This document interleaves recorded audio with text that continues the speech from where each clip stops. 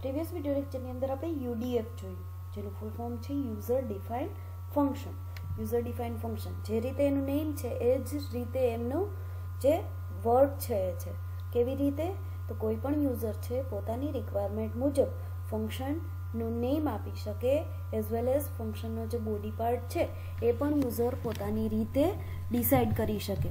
Body પાર્ટની અંદર શું લખવું, કે આ ટાઈપના ઓપરેશન પરફોર્મ કરાવવા, એ પણ યુઝર પોતાની રીતે ડિફાઇન કરી શકે છે. બરાબર. જ્યારે આપણે કોઈ પણ યુઝર ડિફાઇન ફંક્શન યુઝ કરીએ છીએ ત્યારે એમની અંદર 3 અલગ અલગ એલિમેન્ટ્સનો યુઝ થાય છે, કે 3 અલગ અલગ કમ્પોનેન્ટ્સનો યુઝ થાય છે. જેમાં ફર્સ્ટ વન છે ફંક્શન ડિક્લેરેશન, ફંક્શનને ડિક્લેર કરવું.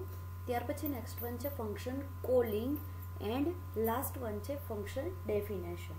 આ 3 પાર્ટ શું છે, કેવી રીતે વર્ક કરે છે, આપણે એક્ઝામ્પલ થ્રુ આગળના લેક્ચરની અંદર જોઈ લીધું છે. બરાબર. હવે ત્યાર પછી નેક્સ્ટ વન જે ટોપિક છે, નેક્સ્ટ વન જે પોઈન્ટ છે શું છે, તો user define function can write in the following different ways. તમે યુઝર ડિફાઇન ફંક્શનને અલગ અલગ વેથી એક્સપ્લેન કરી શકો છો, ડિસ્પ્લે કરી શકો છો, રાઇટ કરી શકો છો. બરાબર. તો ક્યાં ક્યાં અલગ અલગ વે છે યુઝર ડિફાઇન ફંક્શન રાઇટ કરવા માટેના, એમની અંદર અહીંયા 4 ડિફરન્ટ વેઝનો યુઝ કરેલો છે. જેમાં ફર્સ્ટ વન છે function no argument no return value. Means એક એવું ફંક્શન હશે જેમની કોઈ રિટર્ન વેલ્યુ, મીન્સ કે રિટર્ન ડેટા ટાઈપ જે આપણે લખતા હતા એ રિટર્ન ડેટા ટાઈપ પણ નહીં હોય, અને એઝ વેલ એઝ આપણે બ્રેકેટની અંદર જે આર્ગ્યુમેન્ટ્સ લખતા હતા એ આર્ગ્યુમેન્ટ પણ નહીં હોય, એ ટાઈપનું ફંક્શન. બરાબર. ત્યાર પછી function no argument with return value. શું કહે છે કે જે રિટર્ન ડેટા ટાઈપ હતી એ હશે, મીન્સ કે ઇન્ટીજર, પછી સમ ઇન્ટુ બ્રેકેટ જે આર્ગ્યુમેન્ટ આપતા હતા એ આર્ગ્યુમેન્ટ હશે નહીં. બરાબર. ત્યાર પછી થર્ડ વન પાર્ટ છે function with argument no return value. Means કોઈ પણ વેલ્યુ એ રિટર્ન કરતું નહીં હોય, બટ એમની આર્ગ્યુમેન્ટ જે આપણે બ્રેકેટની અંદર આર્ગ્યુમેન્ટ આપીએ છીએ એ આપણે આપવાની રહેશે. એન્ડ લાસ્ટ વન પાર્ટ છે function with argument and with return value. જે આપણે આગળ એક્ઝામ્પલ જોયું હતું યુઝર ડિફાઇન ફંક્શનનું, એ આ ટાઈપનું એક્ઝામ્પલ હતું, જેમની અંદર આપણે આર્ગ્યુમેન્ટ પાસ પણ કરતા હતા અને આપણે કંઈક વેલ્યુ રિટર્ન પણ થતી હતી. બરાબર. તો હવે આ જે 4 ડિફરન્ટ ટાઈપ્સ છે કોઈ પણ યુઝર ડિફાઇન ફંક્શન રાઇટ કરવાના, એમને આપણે બ્રીફમાં જોઈએ. જેમની અંદરથી ફર્સ્ટ વન છે function with no argument and no return value. ફંક્શનની આર્ગ્યુમેન્ટ પણ પાસ નથી કરવાની અને કોઈ પણ જાતની વેલ્યુ રિટર્ન પણ કરતું નથી. કેવી રીતે વર્ક કરશે? In this type of function not pass any argument and not return any value. શું કહે છે? આમની અંદર તમારે કોઈ પણ રિટર્ન ટાઈપ પણ લખવાની નહીં આવે, એઝ વેલ એઝ કોઈ પણ જાતની આર્ગ્યુમેન્ટ પણ પાસ કરવાની આવશે નહીં. બરાબર. જો અહીંયા એક્ઝામ્પલ આપેલું છે તમે જોઈ શકો છો. Include stdio.h, include conio.h. ત્યાર પછી ફંક્શનનો ડિક્લેરેશન પાર્ટ. ડિક્લેરેશન પાર્ટની અંદર શું છે? પહેલાં તો આપણે જોઈએ નો રિટર્ન વેલ્યુ છે, એટલે અહીંયા વોઇડ લખેલું છે, કેમ કે વોઇડ એક એવી ડેટા ટાઈપ છે જે કોઈ પણ જાતની વેલ્યુ રિટર્ન કરતું નથી. બરાબર. તો અહીંયા વોઇડ ડેટા ટાઈપનો યુઝ એટલે કરેલો છે. ફંક્શનનું નેમ આપેલું છે, યુઝર ડિફાઇન ફંક્શનનું નેમ અહીંયા આપણે એડ આપ્યું છે. બરાબર. ત્યાર પછી નેક્સ્ટ વન છે ફંક્શનની આર્ગ્યુમેન્ટ. નો આર્ગ્યુમેન્ટ આપેલું છે એટલે અહીંયા આપણે શું લખ્યું છે? ડાયરેક્ટલી વોઇડ લખી દીધું છે, કેમ કે કોઈ પણ જાતની આર્ગ્યુમેન્ટ રિટર્ન કરશે નહીં. બરાબર. વોઇડ મેઇનનો યુઝ કરેલો છે. મેઇન ફંક્શનની અંદર 3 અલગ અલગ વેરિયેબલ ડિક્લેર કરેલા છે. ઇન્ટીજર કોઈ પણ વેલ્યુનું એડિશન કરવું હશે તો 2 અલગ અલગ વેરિયેબલ જોશે અને એક આન્સર માટેનો વેરિયેબલ. સિમ્પલી આપણે આ બધા પ્રોગ્રામની અંદર જોઈએ છીએ એ જ રીતે છે. x = 10, y = 20, s = 0. જેવી રીતે આપણે આગળ અહીંયા યુઝર પાસેથી વેલ્યુ પણ લઈ શકીએ છીએ. મેં અહીંયા ડાયરેક્ટલી વેલ્યુ આપી દીધી છે s = a+b, sorry x + y. બે વેલ્યુનું એડિશન કરાવવું છે એટલે શું આવશે? x + y. અહીંયા ફંક્શન કોલિંગ પાર્ટ.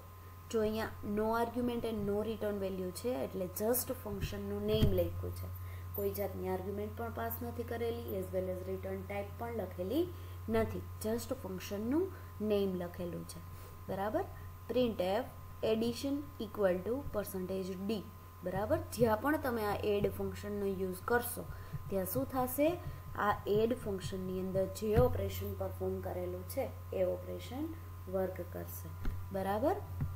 અહીંયા જસ્ટ શું કરેલું છે, બે વેરિયેબલ લીધા છે, ત્રીજા વેરિયેબલની અંદર બે વેરિયેબલનું એડિશન કરેલું છે અને આ વેરિયેબલને પ્રિન્ટ કરાવેલો છે. આટલું જ કરેલું છે, બીજું કોઈ પણ જાતનું કંઈ ટાસ્ક પરફોર્મ કરેલું નથી.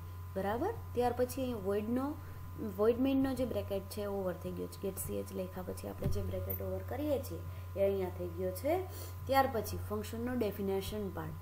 ફંક્શનના ડેફિનેશન પાર્ટની અંદર જોઈએ તો વોઇડ એડ જેવી રીતે આગળ આપણે લખ્યું હતું ડિક્લેરેશન પાર્ટની અંદર એ જ રીતે અહીંયા લખેલું છે. બ્રેકેટની અંદર કંઈ પણ લખેલું નથી. શું કામે? કેમ કે કોઈ પણ જાતની આર્ગ્યુમેન્ટ પાસ કરતું નથી એટલે. બરાબર. અહીંયા એક આ ટાઈપનું કંઈક ઓપરેશન પરફોર્મ કરેલું છે. Integer i printf /n for i = 0, i > 35 and i ++. Four લૂપનો યુઝ કરેલો છે. શેના માટે? તો પ્રિન્ટએફની અંદર એસ્ટ્રિક સાઇન કરેલી છે. બરાબર. 35 ટાઈમ આ એસ્ટ્રિક સાઇન છે પ્રિન્ટ થશે. જસ્ટ આટલું જ ટાસ્ક છે. બરાબર. જ્યાં પણ તમારે આ એસ્ટ્રિક સાઇનની લાઈન કરવી છે ત્યાં તમારે આ ફંક્શન કોલ કરાવવાનું થશે. બરાબર. તો function with no argument and no return value. આપણે આ જે સેમ પ્રોગ્રામ છે એમને ટર્બોસીની સ્ક્રીન પર રન કરીને જોઈએ જેથી વધુ આઈડિયા આવશે.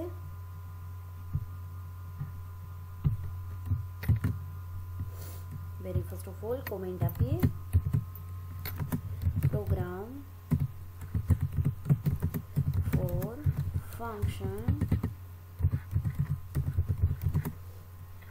no argument and no return value has include stdio.h include directives no use કરેલો છે.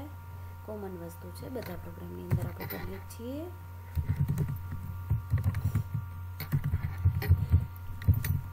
coordinate.h void add તમે તમારી રિક્વાયરમેન્ટ મુજબ કોઈ પણ નેમ આપી શકો છો ફંક્શનનું એઝ પર યોર રિક્વાયરમેન્ટ.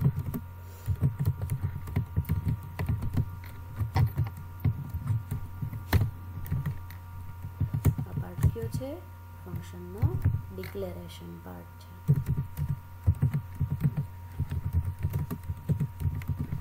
બરાબર.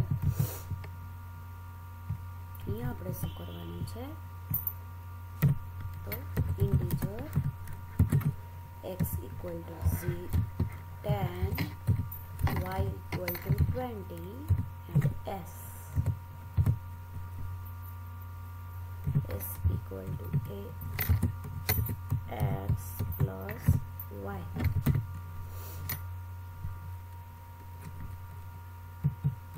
Add function. This is calling part.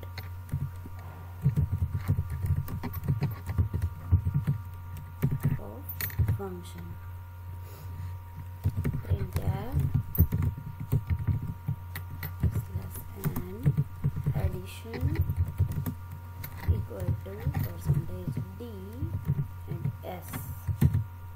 Let's ch. Now definition part.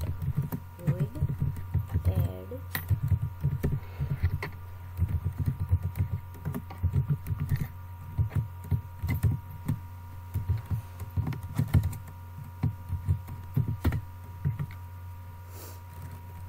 integer I for I = 0, I ≤ 35 and I ++. Four લૂપનો યુઝ કરેલો છે.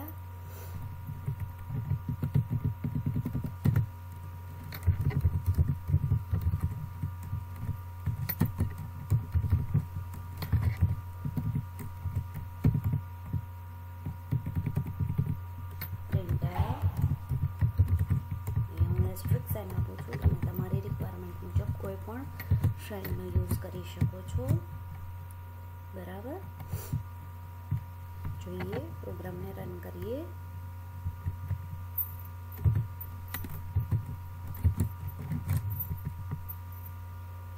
શું ડિસ્પ્લે થાય છે?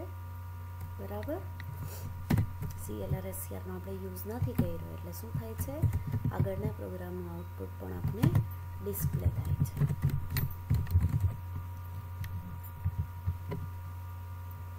ઓકે, આપણે એડ ફંક્શન જે જગ્યાએ યુઝ કર્યું છે ત્યાં આપણે એસ્ટ્રિક સાઇનની લાઇન ડિસ્પ્લે થાય છે. 35 ટાઈમ એસ્ટ્રિક સાઇન ડિસ્પ્લે થાય છે. ઇન કેસ હું આ જે એડ ફંક્શન છે એનો બીજી વાર યુઝ કરવા માંગુ છું, ફંક્શન કોલિંગ પાર્ટને તમે ગમે તેટલી વાર યુઝ કરી શકો છો.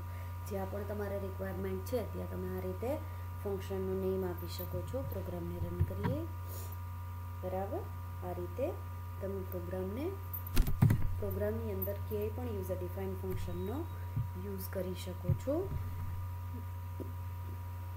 આ રીતે આ ફર્સ્ટ જે મેથડ છે યુઝર ડિફાઇન ફંક્શન લખવા માટે, જેમની અંદર કોઈ પણ જાતની આર્ગ્યુમેન્ટ નથી અને કોઈ પણ જાતની રિટર્ન વેલ્યુ પણ નથી.